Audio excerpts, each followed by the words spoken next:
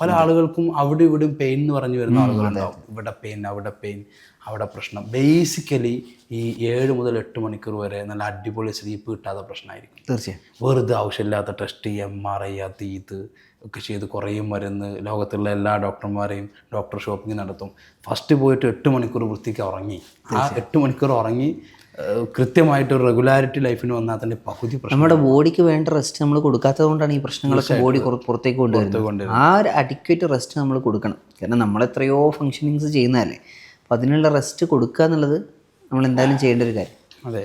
അപ്പോൾ അതിൻ്റെ ഒരു നമ്മുടെ ഈ ഉറക്കം, ഈ സിസ്റ്റം, ഈ ഒരു കൾച്ചർ നമ്മളൊരു 10 കൊല്ലത്തേക്ക് നമ്മൾ മുന്നോട്ട് കൊണ്ടുപോയാൽ ഇപ്പം നിലവിൽ നമ്മൾ ജീവിച്ചുകൊണ്ടിരിക്കുന്ന ഈ തലമുറയുടെയൊക്കെ ആയുസ്സിനെ ബാധിക്കുന്ന തരത്തിലേക്കാണ് കാര്യങ്ങൾ പോകുന്നത്. അപ്പോൾ അത് മനസ്സിലാക്കി നമ്മൾ ഉറക്കിനെ നമ്മൾ പ്ലാൻ ചെയ്യുക എന്നുള്ളതാണ്. നമ്മൾ ആരും അത് ചെയ്യുന്നില്ല. നമ്മൾ നമ്മുടെ ഉണർവ് സമയത്ത് നമ്മൾ നന്നായി പ്ലാൻ ചെയ്യുന്നുണ്ട്. നമ്മൾ എങ്ങോട്ട് പോകണം, അല്ലേ, നാളെ ഇപ്പോൾ ഒരു സ്ഥലത്ത് എല്ലാം നമ്മൾ പ്ലാൻ ചെയ്യും. എങ്ങനെ പോകണം, എവിടെ പോകണം, ആരൊക്കെ, ഇതൊക്കെ പ്ലാൻ ചെയ്തിട്ട് ഉറക്കിന് നമ്മൾ പ്ലാൻ ചെയ്യില്ല എന്നുള്ളത് വളരെ വലിയ അപകടത്തിലേക്കാണ് അത് പോകുന്നത്.